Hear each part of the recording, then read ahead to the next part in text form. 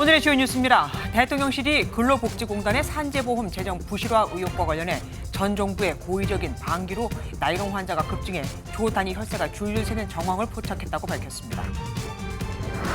정부가 근로시간 개편 관련 대국민 설문조사 결과를 발표하며 주 52시간제는 유지하고 일부 업종만 개선하겠다고 밝혔습니다. 한미가 안보협의회에서 북한 도발에 대응하기 위한 전략문서 맞춤형 억제 전략을 10년 만에 개정하며 대북 억제력을 강화했습니다. 4년 만에 국방 비전도 발표하며 북한을 근본적이고 시급한 위협으로 규정했습니다.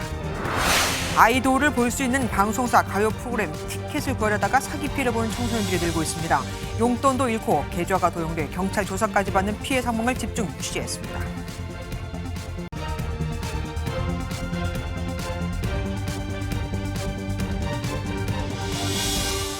혈세 낭비를 틀어막겠다. 윤석열 정부가 내건 건전 재정의 필수 조건이죠. 이런 맥락에서 대통령실이 이른바 나이롱 환자를 문제 삼았습니다. 2017년 이후 전 정부가 산재 인정 기준을 완화하며 산재보험 지급액이 4년 만에 무려 2조 원이나 늘었거든요. 아무리 산재 적용을 잘 못 받는 이들을 위해서라지만 이 정도면 고의적인 방기라고 의심하고 있는 겁니다. 고용노동부가 역대 최대 인원을 투입해 그래서 감사를 벌이고 있는 거죠. 원주희 기자가 첫 소식 전합니다. 산재로 다치거나 돌아가신 분들을 위해서 소중하게 써야 될 돈이 이런 식으로 쓰이면 되겠습니까? 발본색을 한다고. 고용노동부는 지난 1일부터 이른바 나이롱 산재 환자에 대한 대대적인 점검에 나섰습니다. 지난 2017년 4조 4천억 원이던 산재보험 지급액이 4년 만에 6조 4천억 원으로 약 1.5배 증가했기 때문입니다. 같은 기간 요양급여 수급자 역시 19만 5천여 명에서 29만 1천여 명으로 늘었는데 대통령실은 이 같은 배경에 전 정부의 고의적 방기가 있었다고 지적했습니다. 지난 2017년 산재 판정 때 추정의 원칙이 도입되고 공단의 외부 의사 자문도 없어지면서 나이롱 환자를 견제할 장치가 사라졌다는 판단입니다. 대통령실 핵심 관계자는 조 단위의 혈세가 줄줄 새고 있는 정황을 포착했다며 정부 관리감독 부실로 정작 필요한 사람에게 혜택이 못 돌아갈 우려가 있다고 밝혔습니다. 대통령실은 늘어난 수급자를 모두 나이롱 환자로 볼 수는 없다면서도 기준이 바뀐 뒤로 숫자가 급증한 것은 사실이기 때문에 감사를 통해 면밀히 따져봐야 한다는 입장입니다. 대통령실은 줄줄 새는 혈세를 막지 못하면 건전재정도 무의미하다며 전 국민이 허리띠를 졸라매는데 찬물을 끼얹어선 안 된다는 게 윤 대통령의 생각이라고 강조했습니다. MBN 뉴스 원중입니다. 정부는 교육, 연금, 노동 이 세 가지를 개혁하겠다고 했었고 이 중 노동개혁을 위해서 몰아서 일하고 몰아서 쉴 수 있도록 하는 안을 검토해보겠다고 했었습니다. 한 달 휴가도 가능하게 하겠다면서요. 하지만 없었던 일이 돼버렸습니다. 대국민 설문조사를 해봤더니 의외로 주 52시간제가 좋다는 답이 많았거든요. 정부가 너무 한쪽 얘기만 들었다, 현실을 몰랐다는 비판도 나옵니다. 최동희 기자가 보도합니다. 지난 3월 주 최대 69시간 노동이 가능하도록 한 근로시간 개편안을 두고 노동계와 현장에선 비판의 목소리가 이어졌습니다. 52시간 근무하는 거는 좋아요.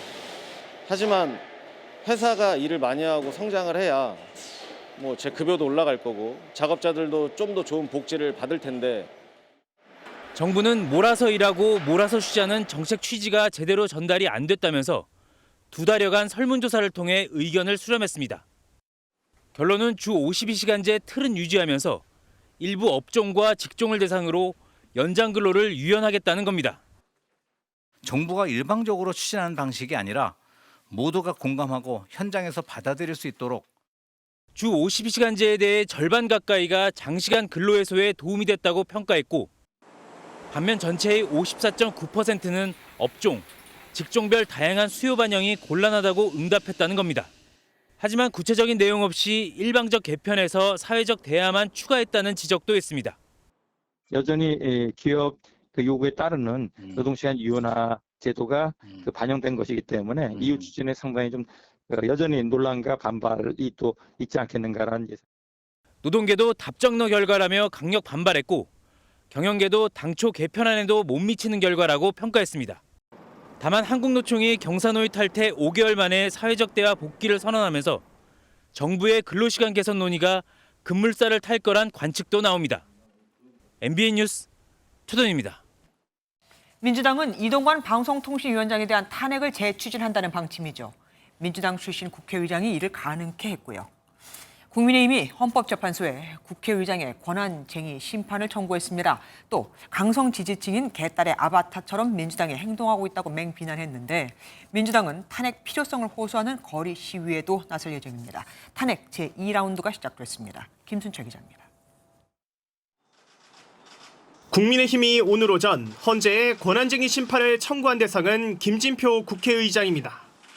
지난 9일 민주당이 이동관 방통위원장과 검사 2명에 대한 탄핵 소추안을 발의했다가 철회했는데 김 의장이 국회 본회의에 동의 없이 수리한 건 위법이라는 겁니다. 또한 정기국회 내에 탄핵안 재상정을 막아달라는 가처분 신청도 냈습니다. 만약 오늘 30일 본회의 전에 가처분 신청이 받아들여지면 탄핵안을 재발의해 다음 달 1일에 처리하려던 민주당의 계획은 차질을 빚게 됩니다. 시장통 야바이판에서나 있을 법한 꼼수를 민주당이 스스럼 없이 자행하고 있습니다. 개딸들의 아바타처럼 행동하는 민주당은 국회 사무처로부터 탄핵안 철회와 재상정은 문제가 없다는 답변을 받았다고 재차 주장했습니다. 그러면서 윤석열 대통령을 향해 차라리 이 위원장을 파면하라고 요구했습니다.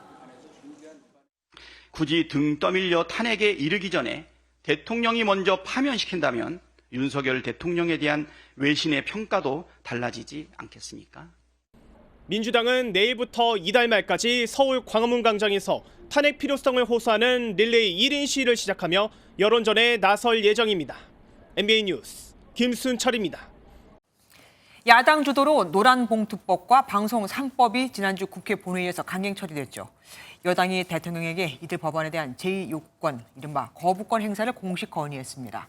민주당은 윤석열 대통령이 민심과 국회를 거부하는 거부권 정치는 이제 그만해야 한다고 맞섰습니다. 노태영 기자입니다. 여당은 거부권 행사를 요청하면서 야당이 이들 법안을 통해 노영방송을 영구화하고 자신들에게 유리한 선거 환경을 조성하려는 데 목적이 있다고 꼬집었습니다. 회복되고 있는 우리 경제에 숨통을 끌어넣을 노랑봉투법과 공영방송이 민주당의 사내방송화로 되는 방송상법은 반드시 막아야 합니다. 특히 노란봉투법은 문재인 정부 때 추진하지 않고 있다가 야당이 되자 표를 얻기 위해 거대 귀족노조에 불법 파업 프리패스를 갖다 바친 것이라고 목소리를 높였습니다. 반면 민주당은 윤 대통령은 해당 법안들을 즉각 수용하라고 촉구했습니다. 방송법에 대한 거부권 행사는 언론 통폐합과 숙청에 나섰던 과거 독재 정부를 연상시킨다고 비판했습니다. 국민의 매서운 심판 앞에서는 달라지겠다라고 해놓고는 뒤에서는 거부권을 행사하는 말 따로 행동 따로 이런 정치 이제 그만해야 합니다. 한국경영자총협회 등 경제 6단체는 기자회견을 열고 노란봉투법은 노사관계를 파탄에 이르게 한다며 여당의 제2요구권 건의 주장에 힘을 실었습니다. 이와 관련해 대통령실은 관계부처의 의견 수렴 등 절차를 충분히 거친 뒤 윤 대통령이 제2요구권 행사 여부를 최종 결정할 것이라고 밝혔습니다. MBN 뉴스 노태현입니다.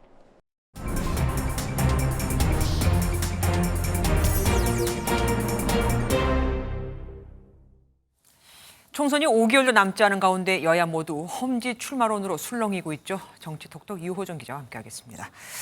이재명 대표를 향해서도 험지 출마 압박이 계속 있습니다. 예, 이재명 대표가 험지에 가야 한다는 의견은 비명계 밖에서도 나왔었죠. 친명으로 분류되는 김두관 의원, 국민의힘보다 더 많은 다선 의원을 험지로 보내야 한다며 대표를 비롯한 당 지도부가 앞장서야 한다고 밝힌 바 있습니다. 네. 국민의힘과의 혁신 경쟁 차원에서라도 결단을 내려야 한다는 취지입니다. 이 대표는 뭐라고 답변했습니까? 최근 거취에 대한 언급을 삼가고 있는데요. 그 대신 주말에 지역구인 인천 계양으로 향했습니다. 계양구 미용실에서 염색하는 사진을 직접 공개했고요. 또 계양 곳곳을 다니며 주민들과 악수하고 셀카도 찍고 또 가게를 홍보해주는 모습을 유튜브로 생중계하기도 했습니다. 이를 두고 비명계 이상민 의원은 계양을 사수하겠다는 의지의 표명이라고 볼 수 있다고 했습니다. 뭐 그렇게 볼만합니다. 혁신 압박이 더 거센 국민의힘 상황으로 좀 가보겠습니다. 부산에서 3선을 지낸 친윤계, 그러니까 장제원 의원도 또 큰일 했습니다. 예, 친윤계 핵심으로 꼽히는 장제원 의원 이 한 산악회 행사에 참석했습니다.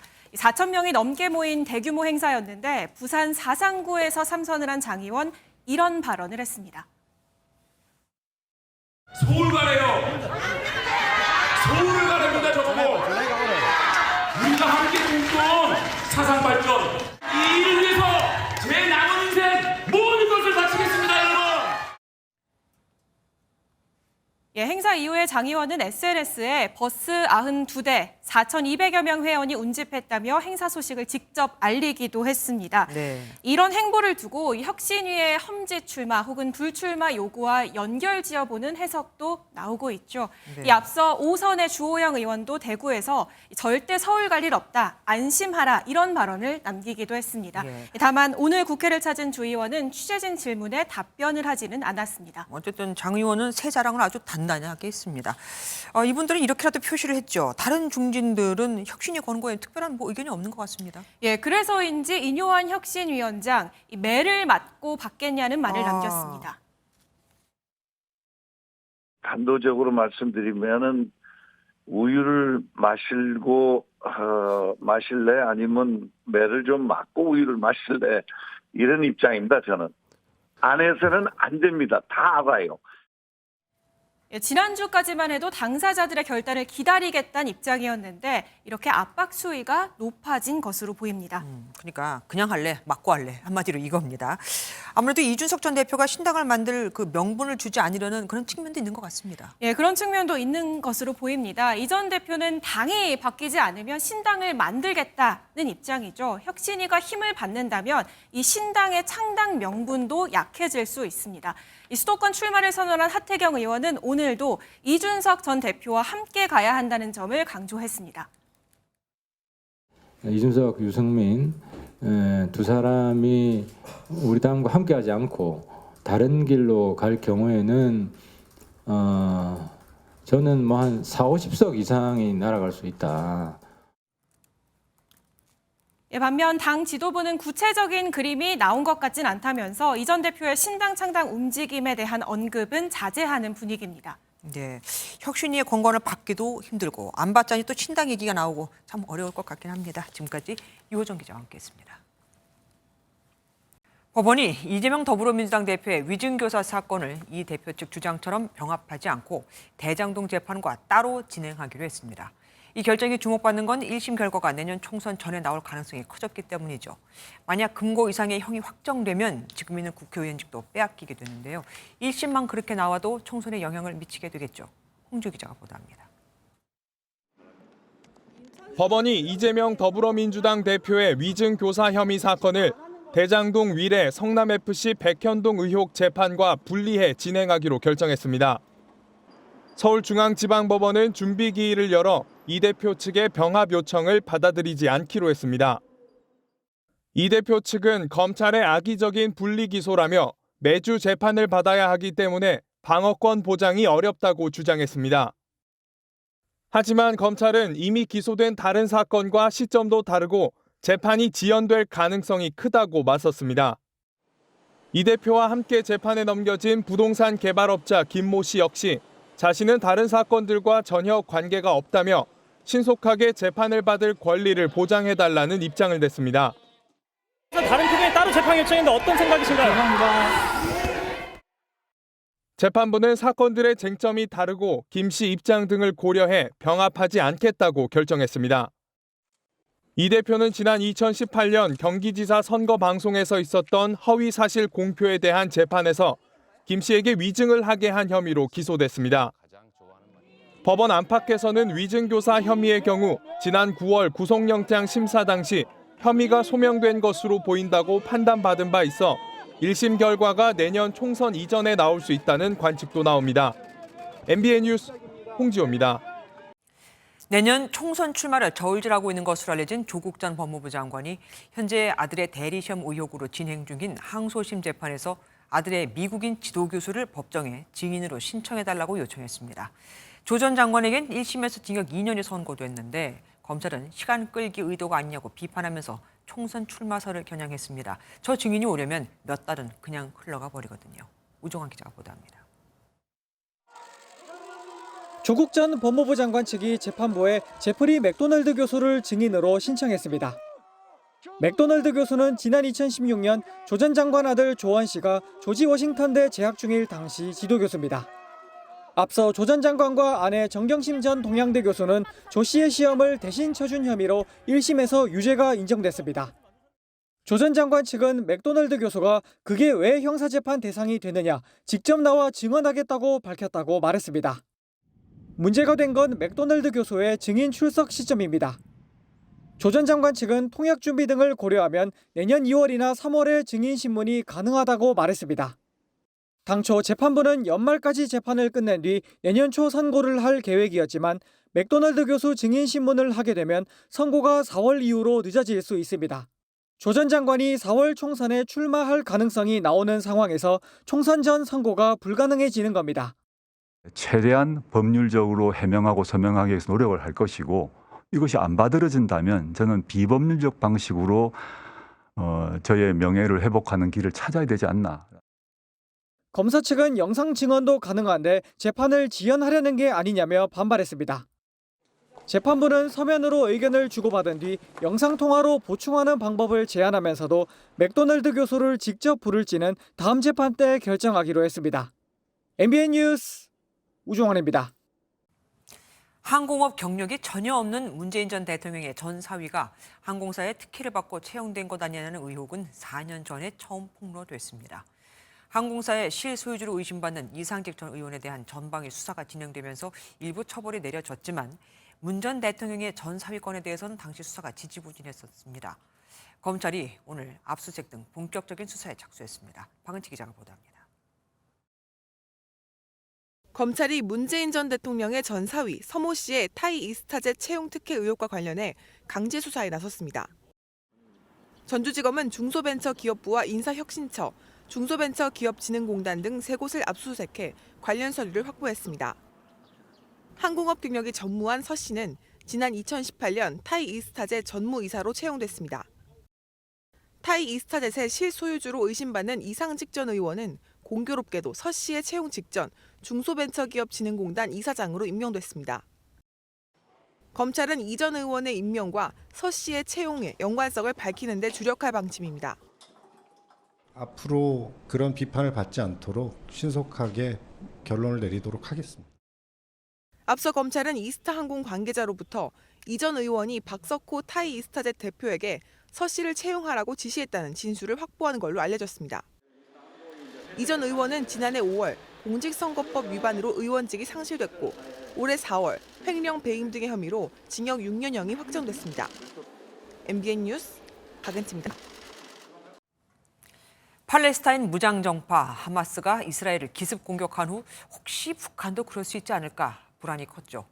북한이 오판에 하마스식 기습 공격을 포함한 그 어떠한 도발을 감행하더라도 극작적이고 즉각적이고 단호히 응징할 수 있도록 한미가 전략 문서를 10년 만에 개정했습니다. 미국의 핵 능력과 전략 자산 활용을 극대화하는 내용이 담겼죠. 양국 국방장관은 혈맹을 상징하는 넥타이도 나란히 메고 있었습니다. 권영범 기자가 보도합니다. 신원식 국방부 장관과 로이드 오스틴 미 국방장관이 혈맹을 상징하는 와인색 넥타이를 착용한 채 회의장으로 향합니다. 양국 장관은 북한의 핵 대량 살상 무기 위협에 대응하기 위한 전략 문서 맞춤형 억제 전략을 10년 만에 개정했습니다. 북한의 위협이 고도화된 만큼 미국 핵 능력 등 동맹 능력을 활용하는 방안들이 구체적으로 반영됐습니다.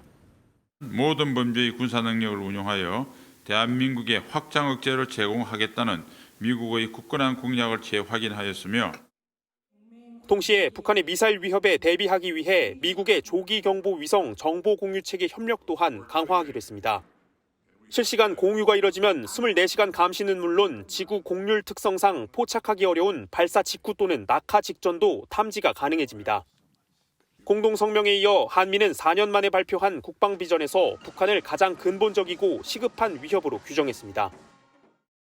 그러면서 유사시 미국 핵작전에 대한 한국의 재래식 지원을 공동 기획하고 실행할 수 있도록 양국이 노력해 나가는 데 뜻을 모았습니다. MBN 뉴스 권용범입니다.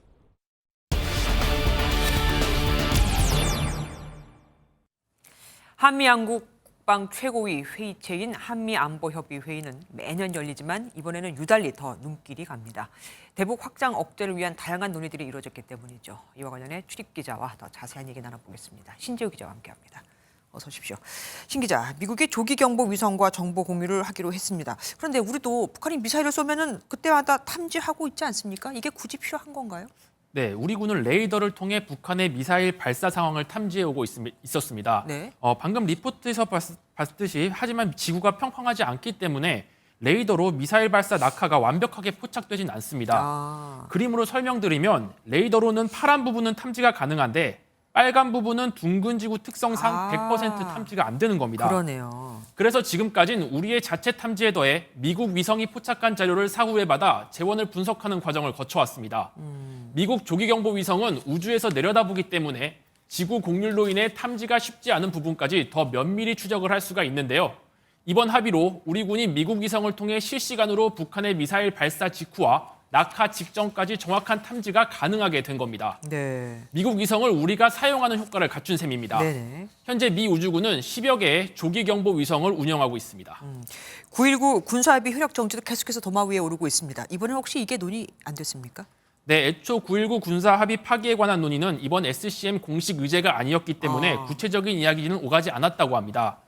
다만 이번 회의에선 9.19 군사 합의에 대한 우리 측 입장을 미국에 전달한 것으로 전해졌습니다. We had an opportunity to exchange views on this, and we agreed to stay in close consultation going forward. 어제 윤 대통령은 이 대표단을 초청해서 만찬을 하기도 했습니다. 의미가 특별히 있는 걸까요? 네, 일반적으로 우리나라 대통령은 SCM을 위해 방한한 미국 대표단과 접견을 하는 것이 대부분이었습니다. 문 대통령도 장초 미국 대표단과 접견을 할 예정이었는데요. 네. 하지만 윤 대통령이 한미동맹 강화 차원에서 전역을 함께하고 싶다는 뜻을 밝히며 관저 만찬이 전격 성사됐다고 합니다. 우리나라 대통령이 SCM 미국 대표단과 만찬을 가진 건 이번이 처음이라고 하는데요. 윤 대통령이 한미동맹 강화와 대북 확장 억제에 얼마나 공을 쏟고 있는지 상징하고 있는 대목이라고 말씀드릴 수 있습니다. 예, 알겠습니다. 뉴스 추적 지금까지 신재우 기자와 함께했습니다. 고맙습니다. 평소 자신을 무시했다며 앙심을 품고 80대 건물주를 살해한 주차장 관리인이 붙잡혔습니다. 그런데 범인은 이 한 명이 아니었습니다. 남성의 도주를 도운 인근 모텔 사장도 공범으로 지목이 됐거든요. 숨진 건물주에게 줄 임대료가 밀려있던 상황이었습니다. 이한나 기자가 취재했습니다. 파란색 점퍼를 입은 남성이 출동한 경찰관과 경찰차를 지나치더니 유유히 사라집니다. 해당 남성은 다름 아닌 7시간 전 80대 남성을 살해한 피의자입니다. 어제 오전 9시쯤 서울 영등포구의 한 건물 옥상에서 주차관리인 A씨가 건물주 B씨를 살해했습니다. 사건 발생 약 4시간 뒤에 건물관리인이 숨진 B씨를 발견해 경찰에 신고했습니다. 거래하는 사람이 전화가 왔어. 그래서 올라가 보니까 사장이더라고. 피투성이지 뭐 그냥. 주차장 관리인이던 30대 피의자는 출근하던 피해자를 이곳 옥상으로 유인한 뒤 살해하고 도주했습니다. A씨는 건물 뒤편 모텔에 숨어 있다가 같은 날 오후 5시쯤 지하철 청량리역으로 이동해 강릉행 KTX 열차를 타고 도주했지만 범행 12시간 만에 강릉에서 체포됐습니다. 지난 2020년 4월부터 건물 주차를 관리했던 A씨는 평소 B씨가 자신을 무시한다고 생각해 살해를 결심했다고 경찰에 진술했습니다. 경찰은 A씨를 고용한 인근 모텔 사장인 40대 남성도 A씨가 숨은 모습이 담긴 CCTV를 삭제하는 등 도주를 도운 혐의로 체포했습니다. 이 남성 역시 평소 임대료가 1,000만 원가량 체납되는 등 건물주 B씨와 불화가 있었던 것으로 전해졌습니다. 경찰은 두 사람을 상대로 공모 여부와 범행 전후 과정을 수사할 예정입니다. MBN 뉴스 이한나입니다. 30대 여성이 오래전 두 아들을 낳자마자 연달아 산에 묻었다고 경찰에 자수했고 구속됐습니다. 2012년과 2015년 일이라네요. 숨진 아기들은 둘 다 정부가 수원 냉장고 영아 사건을 계기로 조사한 출생 후 미신고 영아였던 것으로 확인이 됐습니다. 구청이 자꾸 확인 전화를 걸어오니까 압박을 느껴 자수한 겁니다. 노승환 기자가 보도합니다. 지난 9일 아침 한 30대 여성이 인천경찰청으로 찾아왔습니다. 여성이 경찰에 털어놓은 얘기는 충격적이었습니다. 여성은 출생 신고를 하지 않은 아이들이 있다며 2012년 첫째 아들을 낳자마자 살해해 산에 묻었고 2015년 둘째 아들은 산부인과에서 집에 온 직후 숨져 역시 산에 묻었다고 자수했습니다. 여성을 긴급 체포한 경찰은 이튿날인 지난 10일 이곳 인천 문학산으로 수색팀을 보내 여성이 2015년 유기한 둘째 아들의 유고를 찾아냈습니다. 2012년 9월 태어난 첫째 아들은 서울 도봉산에 유기했다고 여성은 진술했습니다. 경찰은 이에 따라 여성에 대해 살인 등 혐의로 구속했습니다. 여성은 정부가 출생 후 미신고 영아를 전수조사하는 과정에서 관할구청이 두 아들의 존재를 확인해 두 차례 연락하자 압박감을 느껴 자수한 것으로 전해졌습니다. 여성은 두 아이의 친부가 누구인지 모르고 형편이 어려워 범행했다고 진술한 것으로 알려졌습니다. 경찰은 아이들의 유고를 모두 수습하는 대로 국가수로 보내 정확한 사인을 확인할 예정입니다. MBN 뉴스 노승환입니다. 제주 시내 교차로 한복판에서 음주운전을 하다 수십 분 동안 잠을 잔 50대가 현행범으로 체포됐습니다. 출동한 경찰이 잠을 깨우자 이 남성 되레 순찰차를 들이받았고 결국 경찰이 3단봉으로 유리창을 깨고 검거해야 했습니다. 김용원 기자가 보도합니다. 새벽 시간 제주 시내 교차로에 좌회전 신호를 켠 SUV 차량 한 대가 멈춰 있습니다. 음주운전 의심 차량 신고를 받고 출동한 경찰이 SUV 차량 앞뒤를 막아섭니다. 경찰관이 창문을 두드리자 갑자기 차량이 움직입니다. 경찰이 곧바로 제지하고 문을 열라고 요청하지만 운전자는 요지부동입니다. 경찰은 결국 3단봉으로 차량 앞 유리창을 충격하고 술에 취한 50대 운전자 A씨를 현행범으로 체포합니다. 경찰 조사 결과 A씨는 면허 취소 수치가 넘게 술을 마신 상태에서 운전대를 잡은 뒤 수백 미터를 주행한 것으로 드러났습니다. 교차로 앞에서 정차 신호 때 멈췄다가 브레이크를 밟은 채로 수십 분 동안 잠이 들었다고 진술했습니다. 경찰 단속에 잠이 깼고 차량이 그대로 움직이면서 순찰 차량을 들이받기까지 했습니다. 주의야 불문해가지고 교통경찰, 지역경찰 합동으로 해가지고 주의야 불문 30분에 한 번씩 장소를 이전하면서 음주운전을 하면 반드시 단속이 된다는 그런 도민들에게 인식을 경찰은 불시 단속과 함께 상습 음주 차량을 압수 조치하는 등 예방 대응을 강화할 방침입니다. KCTV 뉴스 김용원입니다. 고금리와 고물가가 이어지면서 대출을 제때 갚지 못하고 통신요금 등 생활공과금을 연체하는 사람들이 많이 늘었습니다. 그러다 보니 늘 뭔가에 쫓기고 주눅이 들기 마련인데 이런 약점을 악용해 상환을 압박하는 불법 추심이 급증하고 있습니다. 아버지에게 전화해 아버지 신용카드로도 대신 빚을 갚아줄 수 있다. 이런 식이죠. 소비자의 권리를 알고 불법 추심에 대응하는 방법 박규원 기자가 알려드리겠습니다. 투자 실패로 생활고에 시달리다 사금융에서 대출을 받은 A씨. 제때 돈을 갚는 데 실패하자 추심 전화가 쏟아지고 심지어 지인과 가족에게도 상환 압박이 들어옵니다. 지인분들한테 전화를 해서 이걸 갚아야 되는데 왜 안 갚냐라고 하는 경우도 있고. 고금리 국면이 장기화하고 빚을 변제하지 못하는 이들이 늘며 불법 추심이 기승을 부리고 있습니다. 올해 상반기 금융감독원에 접수된 채권 추심 민원은 2,800여 건으로 지난해보다 550여 건, 23.9% 증가했습니다. 3년 전 연체한 통신요금을 갚아라. 개인회생 절차가 진행되고 있는데 돈 갚으라는 독촉장을 받았다.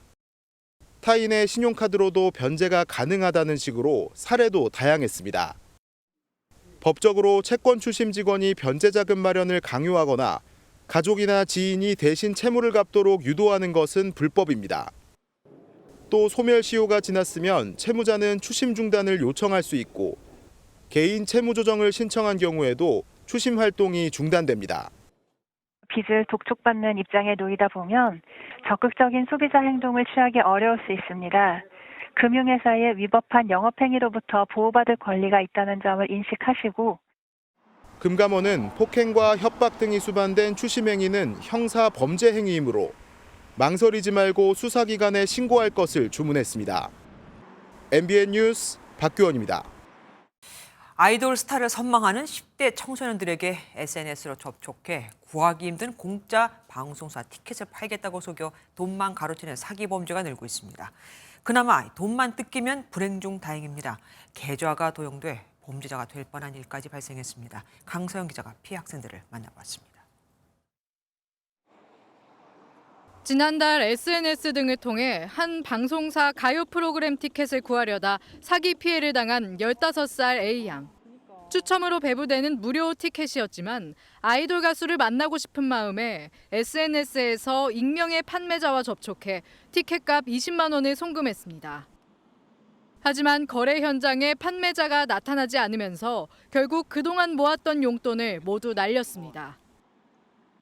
심지어 이 과정에서 A양은 자신의 계좌가 또 다른 사기 범죄에 이용돼 계좌가 정지되는 피해를 입기도 했습니다.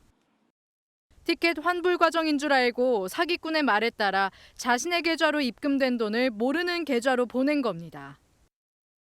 저는 막 잘 몰라가지고 그냥 그대로 입금했었는데 다른 친구도 제 계좌로 송금이 안 된다 그래서 아 사기꾼이 뭔지 했구나 이런 생각. 아이돌 공연 티켓을 구하려다 피해를 당하는 청소년들이 속출하고 있지만 부모님에게 알려질 것이 두려워 경찰에 신고조차 하지 못하는 게 현실입니다. 꼭 가야지 하는 마음 때문에 약간 거부감 없이 그렇게 받는 것 같아요. 부모님도 모르셔서. 학생들의 범죄 피해가 늘다 보니 2년 전부터 경찰과 교육청은 스쿨벨 프로그램을 통해 각종 범죄 수법을 미리 알리고 있습니다. 하지만 취재진이 만난 사기 피해 학생들은 스쿨벨의 존재조차 모르고 있었습니다. 들어봤어요? 스쿨벨? 아니요. 없어요. 처음 들어봐요. 청소년들을 위해 도입된 범죄 예방 프로그램 스쿨벨의 카톡 채널 구독자 수는 총 5,400여 명, 서울시 전체 10대 인구 수인 70만여 명의 0.7% 수준입니다. 실제 사례를 가지고 이렇게 범죄 예방 교육이라든지 뭐 이런 경제 교육이라든지 이런 것들을 지속적으로 해주는 것들이 되게 중요한 것 같아요. 아이돌 가수를 선망하는 10대 청소년들을 노린 SNS 티켓 사기. 언제든지 범죄의 덫에 빠질 위험에 고스란히 노출되고 있습니다. MBN 뉴스 강서영입니다. 이스라엘이 지상전을 벌이고 있는 가자 북부 지역의 모든 병원이 운영을 멈췄습니다. 팔레스타인 무장정파 하마스는 병원을 겨냥한 공격이 심각하고 연료가 바닥나 병원이 제 기능을 다할 수 없기 때문이라고 주장했는데요. 소용이 없었습니다. 이스라엘은 하마스의 거짓 선동이라며 그대로 강공을 이어갔습니다. 고정수 기자입니다. 가자지구 북부 소재 병원들의 위성 사진입니다. 이스라엘군의 공습과 지상전 확대로 거대한 연기와 건물 잔해가 보입니다. 병원 내부에선 휴대전화 불빛에 의존한 치료가 이루어집니다. 팔레스타인 무장정파 하마스 측 보건부는 전력이 끊기고 연료가 떨어져 북부 내 모든 병원들이 운영을 중단했다고 주장했습니다. 이 같은 악조건 속에 인큐베이터에 있던 미수가 6명을 포함해 15명이 사망했다고도 밝혔습니다.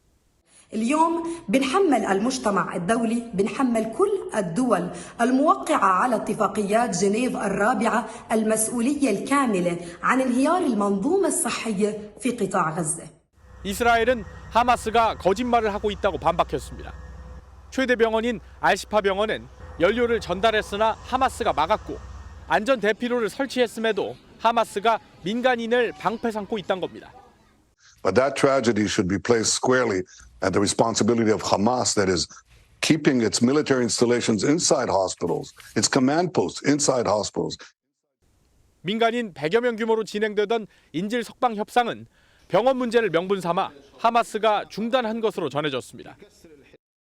이스라엘 당국은 인질 전원 석방 전까지 휴전은 없다는 뜻을 재확인하고 하마스 지도부가 투항해야 한다고 압박했습니다. MBN 뉴스 고정수입니다. 미국은 이 전쟁이 다른 중동 국가들로 확전이 될까 전전긍긍하고 있죠. 병원 같은 민간인 시설에서 교전은 안 된다며 이스라엘을 거듭 압박했습니다. 이스라엘의 재점령 불가를 골자로 하는 가자지구 관련 4가지 원칙도 제시했죠. 이스라엘에게 하는 말이지만 다른 중동 국가들 달래기 측면도 있어 보입니다. 워싱턴에서 추진학 특파원입니다.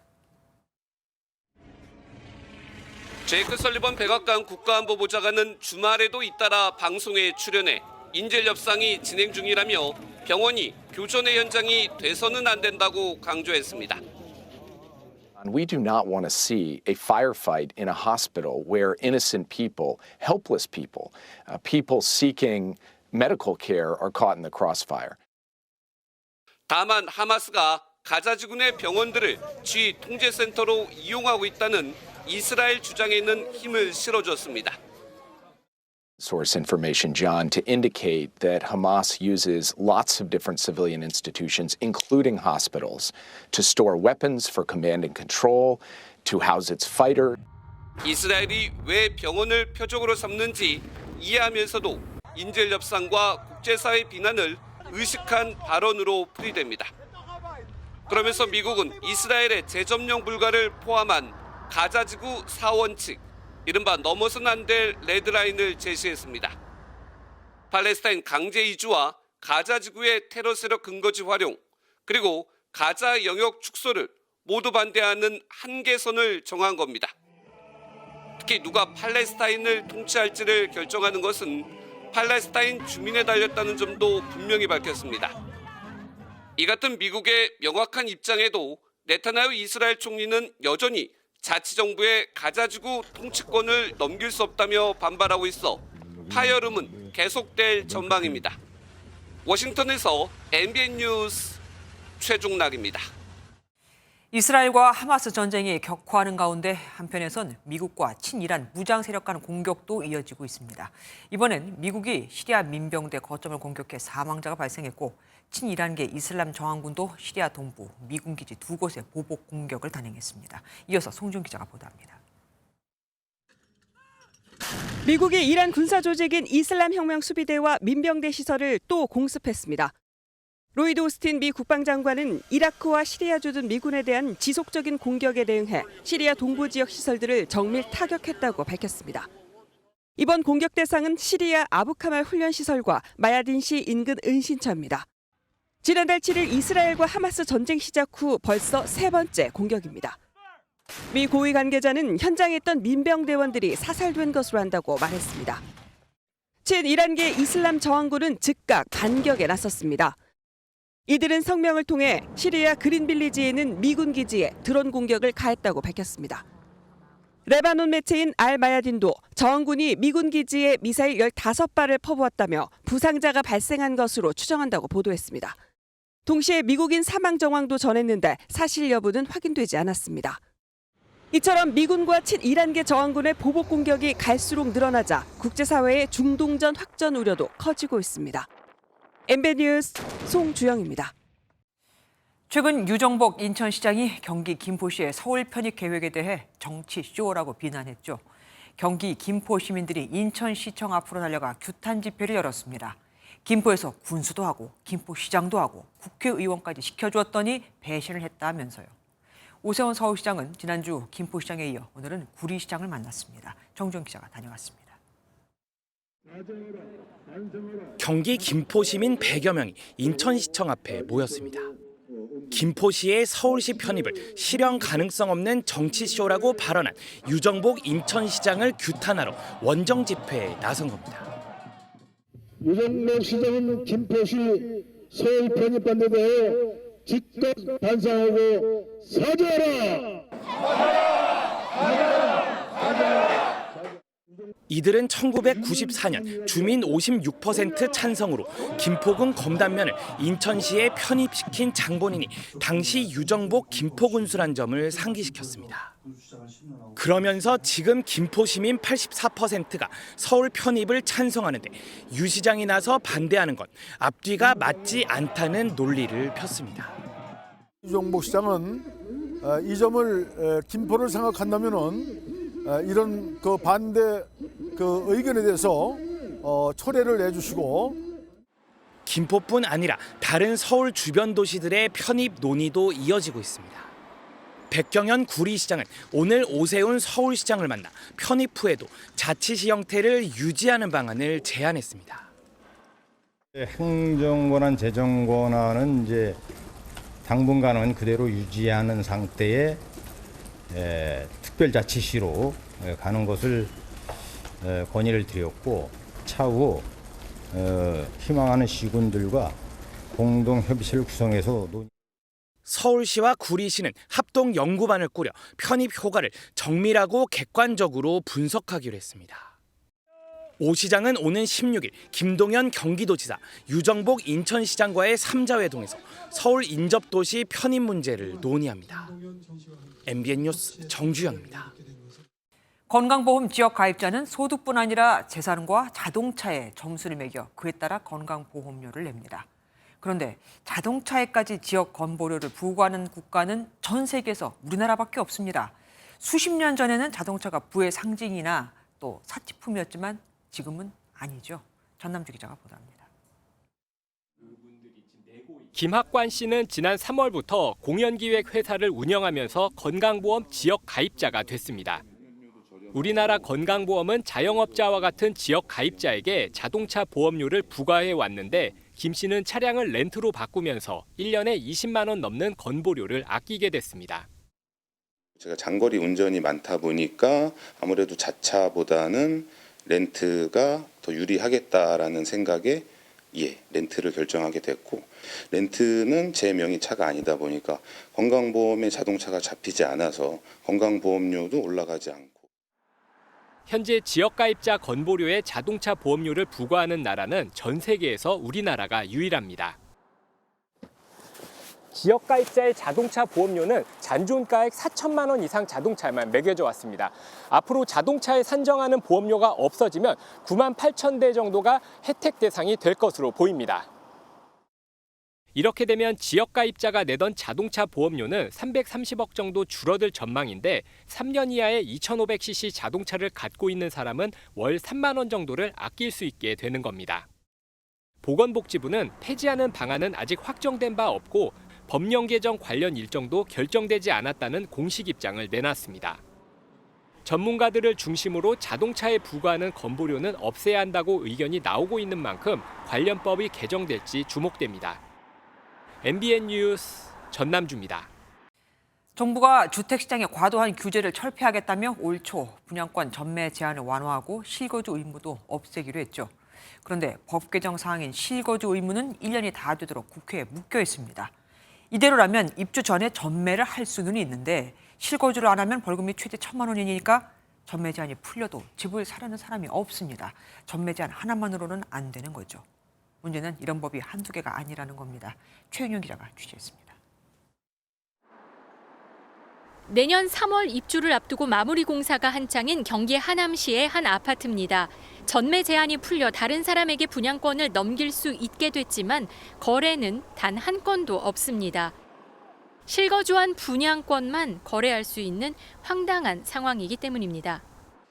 분양권 전매는 풀렸어요. 거래하기가 불가능한 거죠. 실거래 요건이 있어야 되는데 지금 이도저도 그냥 좀 답답한 거 입주하셔야 되는 걸 기초로 하셔야 될 것 같아요. 정부가 올해 초 분양권 전매 제한을 완화하고 실거주 의무도 폐지하기로 했지만 전매 제한만 완화되면서 이 같은 일이 벌어졌습니다. 실거주 의무는 법 개정 사항이어서 국회를 거쳐야 하는데 야당이 갭 투자에 악용될 위험이 있다며 반대하고 있기 때문입니다. 10,000 가구가 넘는 서울 둔촌 주공 재건축과 3,000 가구의 장위동 아파트도 다음 달 전매 제한이 풀리지만 실거주 의무 조항 때문에 문의조차 없습니다.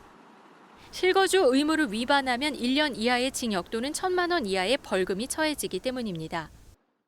이달부터 이렇게 분양권 전매 제한이 해제되는 단지들이 늘어납니다. 하지만 분양권 전매 제한과 패키지 법안인 실거주 의무가 국회 문턱을 넘지 못하면서 혼란은 가중되는 모양새입니다. 재건축 초과이익 환수와 일기 신도시 등 노후계획도시 특별법, 아파트 임대 등록을 부활하는 민간임대주택 특별법도 국회에 상정돼 있지만 정치권 대치로 난항을 겪고 있습니다. 내년 4월 총선이 임박해 연내 법안 처리가 안 되면 법안이 자동 폐기될 가능성이 커 정책 신뢰를 비판하는 목소리도 커질 전망입니다. MBN 뉴스 최윤영입니다. 이달 초만 해도 낮 기온이 20도나 돼 무척 덥다고 느껴졌었는데 지난주부터 갑자기 찾아온 추위에 지금은 한낮거리가 아주 썰렁해졌습니다. 시장에도 손님이 뚝 끊겼죠. 온라인 쇼핑몰에선 패딩, 또 코트 등이 수시로 검색되고 있지만 시장에는 살아오는 사람을 찾기가 참 힘듭니다.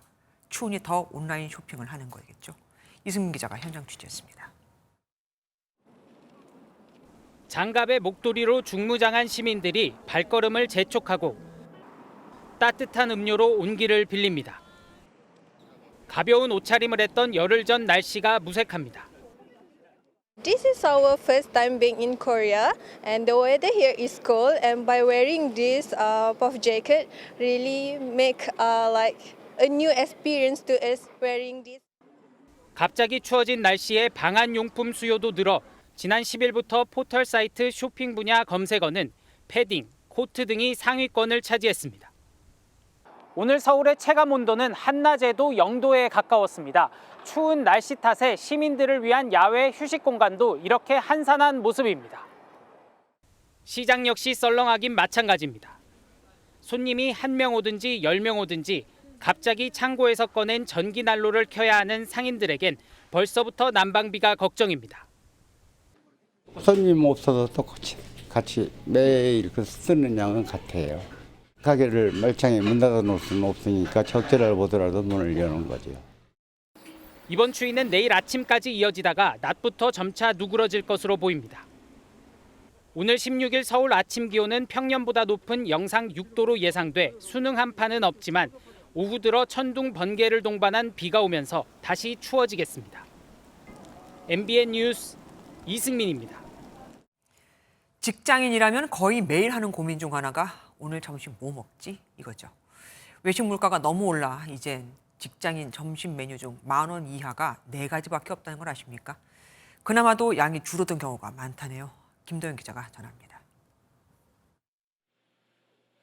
직장인들이 자주 찾는 서울 중구의 한 한식 뷔페입니다.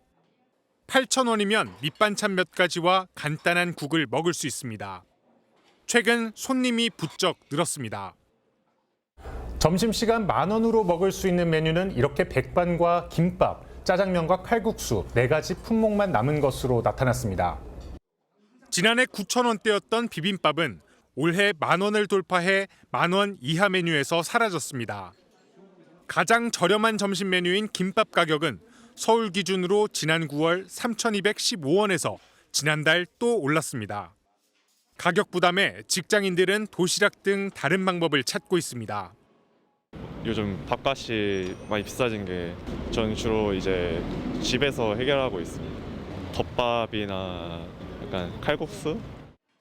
일부 식당은 가격을 올리지 않는 대신 양을 줄여 판매하기도 합니다. 오랜 기간 동안 고물가에 시달려왔기 때문에 가격 인상에 대한 불만이나 저항이 굉장히 크다. 제품의 용량이나 개수 이런 거를 줄이고 가격은 그대로 두는. 외식 물가 급등에 식당을 찾는 직장인들이 크게 줄며 자영업자가 어려움에 빠지는 악순환도 우려됩니다. MBN 뉴스 김도형입니다. 한국관광산업의 부활을 위해 유인천 문화체육관광부 장관과 이부진 한국방문회 위원장이 손을 잡았습니다. 한국에 오는 외국인 관광객보다 외국으로 관광 나가는 한국인이 훨씬 더 많거든요. 내년에는 외국인 관광객 2천만 명을 유치하겠다고 선언했습니다. 어떤 방안들을 생각하고 있는지 정설민 기자가 알아봤습니다. 정부는 올해부터 내년까지를 한국 방문의 해로 선포했습니다. 엔데믹을 맞으며 관광산업에 장밋빛 전망이 쏟아졌지만 막상 뚜껑을 열어보니 국내로 들어오는 사람보다 해외로 나가는 사람이 훨씬 많았습니다. 이런 상황에서 유인촌 문화체육관광부 장관과 이부진 한국방문회 위원장이 K뷰티 체험공간에서 만나 머리를 맞댔습니다. 관광산업 자체로서는 상당한 적자라고 볼 수 있죠. 겁도 없이 국회에서 내가 2천만을 하겠다 이렇게 지금 선언을 했어요, 사실. K컬처에 대한 뜨거운 관심을 디딤돌로 삼아 차별화된 관광 콘텐츠를 발굴할 계획입니다.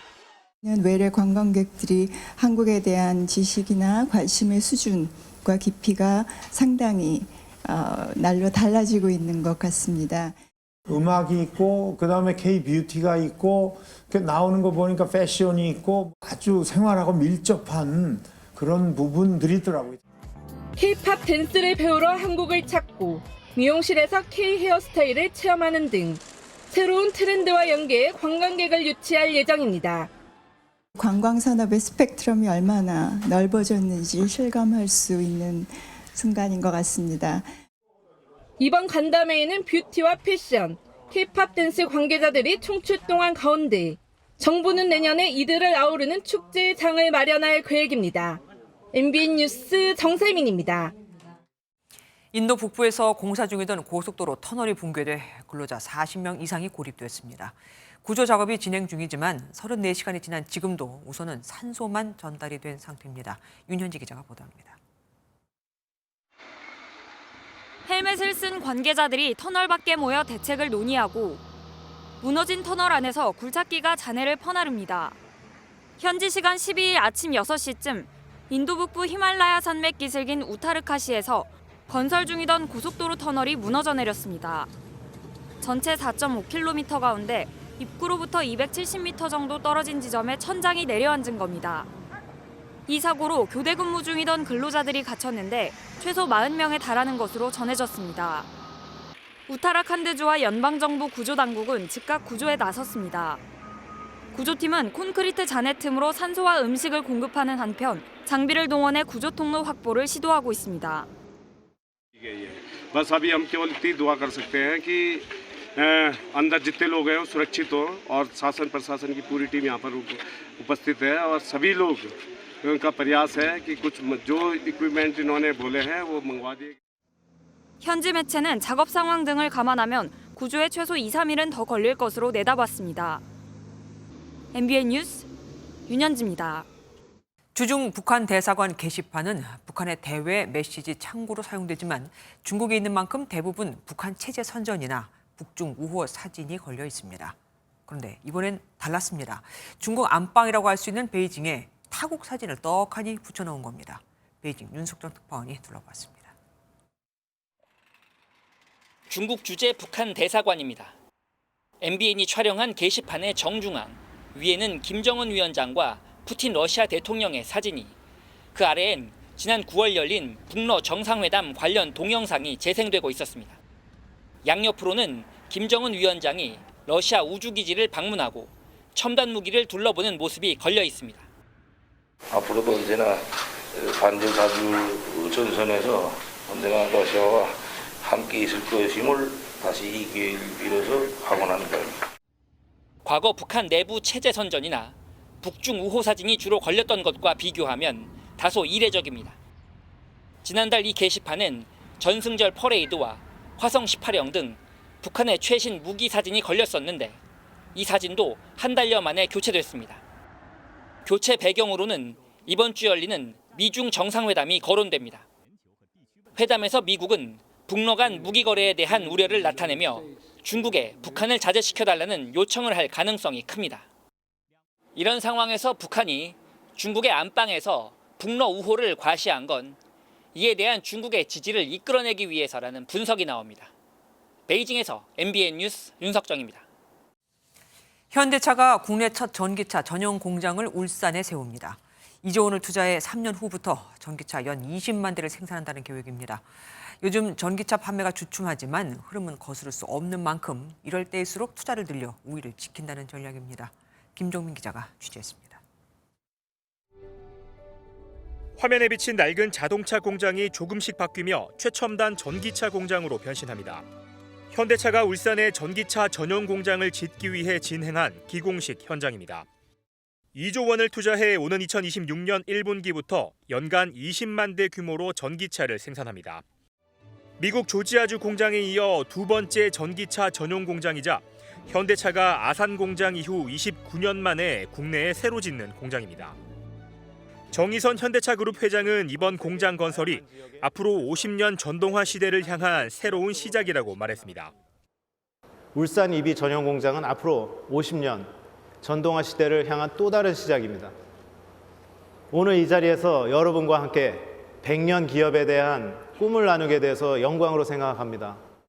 세계적으로 전기차 성장세는 계속되고 있지만 최근에는 지난 몇 년과 비교해 주춤한 상황입니다. 폭스바겐 그룹과 제너럴 모터스, 포드 등 글로벌 업체들은 전기차 관련 투자를 연기하거나 취소하고 있습니다. 하지만 현대차 그룹은 2030년까지 국내 전기차 분야에 24조 원을 투자하겠다며 전동화 전환에 속도를 내고 있습니다.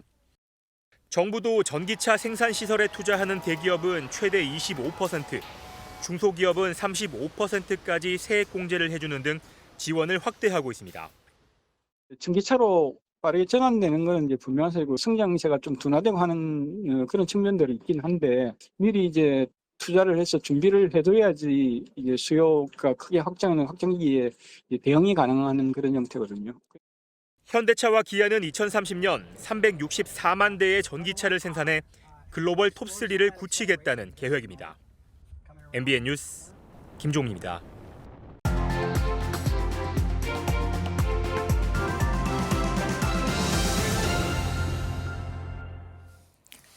한국에는 이상한 공항이 있다. 프랑스 AFP 통신이 2007년 황당 뉴스 중에 하나로 꼽은 기사 제목입니다. 한국엔 1억 4천만 달러를 들여서 건설했음에도 그 어떤 항공사도 취항하기를 원치 않는 공항이 있다면서요. 이유는 단 하나입니다. 이용객이 없거든요. 근데 왜 만들었을까? 이유는 국민의 표를 얻기 위한 포퓰리즘. 아시죠? 적자가 넘쳐나는 공항은 지금도 너무 많습니다. 전국 15개 공항 중 무안, 양양, 군산 등 10개 공항은 요 몇 년간 또 수천억 원 적자를 내고 있거든요. 그런데 이상하죠. 정부나 정치권은 이 놀고 있는 공항들을 어떻게 살려볼까가 아니라 공항 10개를 더 새로 짓겠다고 합니다. 공항은 건설부터 운영까지 예산을 전액 국고로 조달. 한마디로 나라 돈을 쓰니 적자를 봐도 망해도 지자체는 손해 없는 장사거든요. 사업비가 500억 원 이상이면서 국가 지원 규모가 300억 원 이상인 사업은 예비 타당성 조사를 통해 비용 대비 편익 등을 검증해야 하지만 공항 사업은 대부분 이 예탁까지도 면제를 받고 있습니다.